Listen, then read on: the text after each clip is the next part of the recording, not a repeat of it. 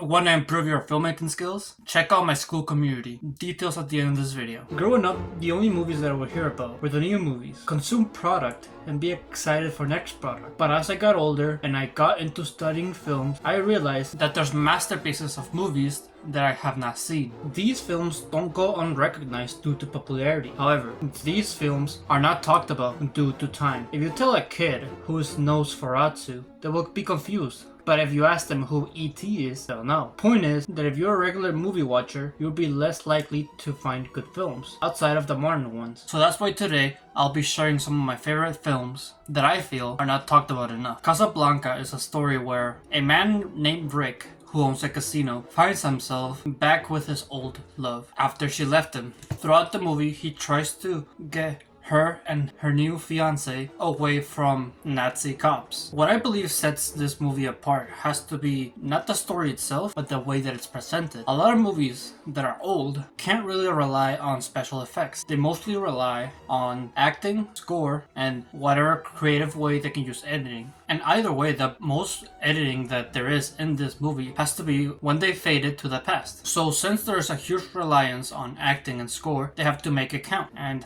also, they have to make the words count. Literally, every piece of dialogue has to have an impact. That's something that a lot of old movies have. I don't know why, but I really just get invested in the dialogue. And because of this, I've come to realize the importance of words in other movies. How most movies nowadays use words for exposition. And while in some movies this can be executed correctly, I feel like in this movie specifically, it just holds a lot more weight. While in some other modern movies, the lack of consequence, lack of weight there are to words. It's kind of weird how this movie has been handled over the years because I've never heard about this movie. Matter of fact, the only time I've seen this movie was in Space Jam 2. But besides that, if you're a regular film goer and you're not really into analyzing films, you're probably not gonna hear about this movie because I haven't.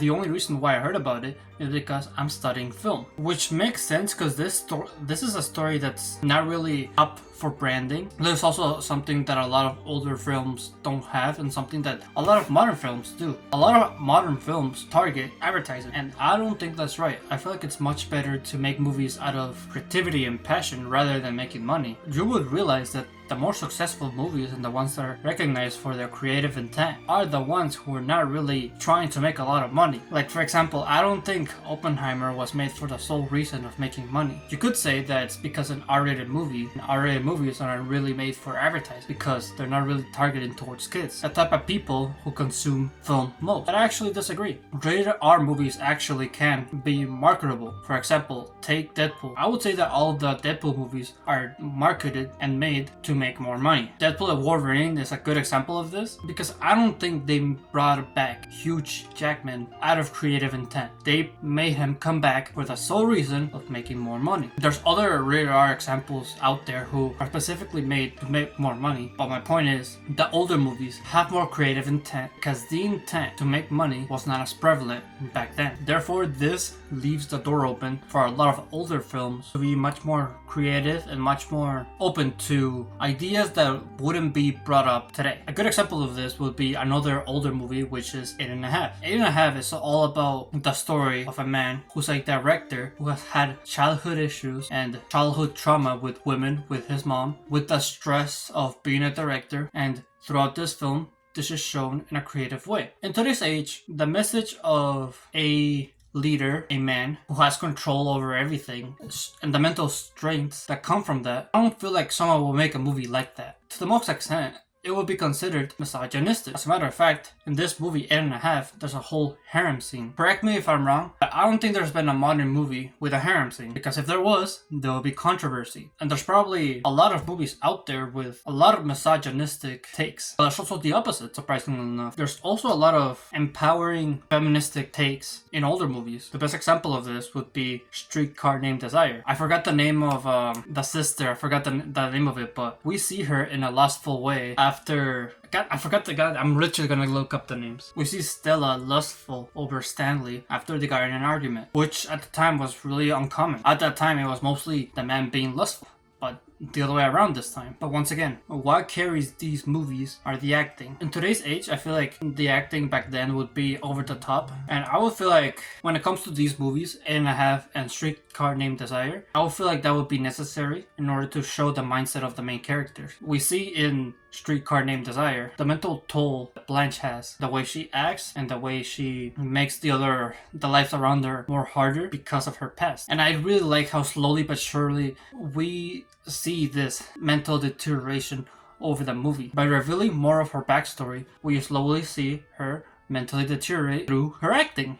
Same thing with 8.5. While the main character doesn't mentally deteriorate through the course of the movie, you get a better understanding of the decisions that he makes based on knowing more about his past. And we understand this better through the acting. My point that I'm trying to make all of this is when it comes to old movies, the main thing that carries these movies has to be the acting and the creative choices on the structure of the story. Citizen Kane, while really popular and not really unrecognized, is a good example of this because we start at the end first and then we literally see the progression of Citizen Kane through all of his life, through his childhood years, teenage years, adult years, and old years. And the actor, Orson Welles, plays his teenage self, adult self, and older self, which will require a really high skill of acting. If you watch these older films, compare them to the modern acting, you can see that it is a lot more different. Not bad, but different. I feel like some modern movies rely on editing too much. For example, the ending scene of Barbie, where she just feels. I feel like if this scene was made in the older days, it would have just been a slow zoom into the actor's face, just them processing all of their emotions, and we don't get flashes of different people. I mean, it's still impactful, don't get me wrong, but I would say it would be also as impactful just seeing Margot Robbie's face, just seeing her express emotion.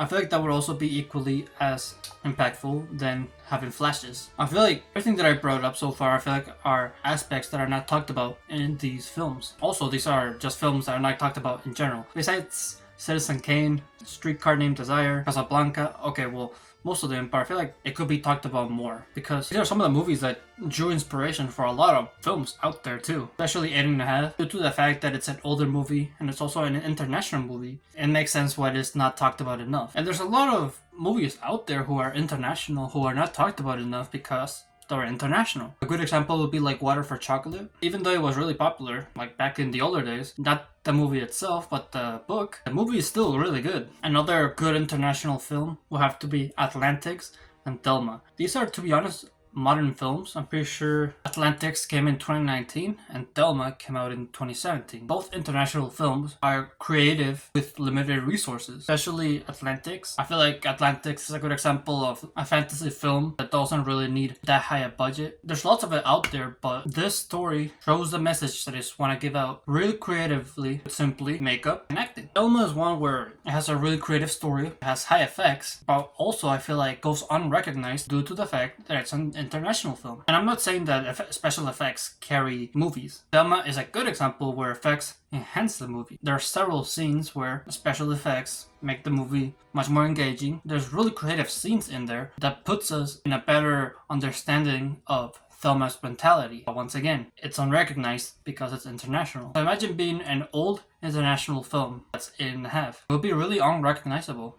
Okay, now imagine being an old international film that's silent. I mean, I feel like silent films in general are unrecognized because of the fact that there's no stimulation. There's no stimulation from talking. There's no stimulation like there's high animations, high editing, or like creative styles. I mean, there still are, don't get me wrong. Metropolis actually has creative sets and creative editing. So there's still high creativity that can be used. But once again, most people just get bored for a lack of stimulation. I'll admit it, for a while it took me a while for me to grow into silent films. I remember I would fall asleep in some of them because of the lack of stimulation, but silent films are films that you have to actually pay attention to it in order to enjoy it. Like you actually have to put eyes and brain towards watching the film in order to enjoy it. And if you do that, you'll come out of it like really enjoying it and really appreciate the fact that you got to see it. It took me 19 years to actually watch a silent film, and I kind of wish that I did it sooner, because I would have experienced that creativity from 50 to 100 years ago. There's still creative people out there. I just always thought that it wouldn't be as good as modern films, but I was dead wrong. I actually think that one of the best films out there is Sunrise, the story of two people. I think this is one of the best films out there, and it's silent. I don't know, I feel like this movie just captures man and woman to a perfection. The relationship between those two is greatly symbolized in this film. The temptation of man and the horrible things that he will do because of this temptation are shown incredibly well in this film. It doesn't even have voice, just great score, great acting. God, I'm just thinking about watching the movie again because it's really good. And it's kind of crazy how outside of actual filmmakers who study film, this movie is not talked about. And I want to change that. I want you to recommend this movie. Watch it and recommend it. I'm telling you, it's that good. Lastly, the last topic that I want to talk about was the fact that while I said before that, yes, some old films have more freedom of expression and didn't really make movies out of money-making reasons, well, that is true. They weren't limited to some messages that couldn't be put to screen, and that is one advantage that modern filmmaking has. I'm pretty sure you couldn't make a gay movie back in the day. Pretty sure the public wouldn't accept that, but in today's age you can. And I'm pretty sure you're also free to talk about some of the things that you might find problems with. Like if you have problems with the government, you could talk about it. You could show it in your film. Obviously you can't just say, you can't like directly call out the government. You know, it has to be subtle. Still, you could still can. Not in every country, of course, but in America, you still have some freedom. So when it comes to sending out messages, yes, we have more freedom than back. So with that, let me tell you about my school community. So I did say that it will help you improve your filmmaking skills, because not only do you get one-on-one coaching and ideas from me, but you also get a community who can give you that as well. And not only that, I'm also planning on making courses. That way you can get more value out of it. I want to teach the most important elements when it comes to filmmaking, because I want you to be a great filmmaker as well. I'm also seeking for people to work with in real life. I want to make my own short films too. And if you're interested in doing that as well, we can hop on a Zoom call, talk about chats, and how we can make short films together. Maybe pass back and forth our screenplay, just work together. Or if not with me, work with others. I want my community to be a place where people can share ideas and work with each other. That way we can make the best films out there. So if you're interested right now, make sure to click the link in the description. That way you can go to my school community. Right now it should be $5, but once I start making my courses, I do plan on making it more expensive. So if you want to take advantage of the low price right now, make sure to look at the description and save your spot in my school community. So with that, thank you for watching this video. If you liked it, make sure to leave a like. Subscribe if you're new or if you like my channel. And always remember to live your life like there's no tomorrow.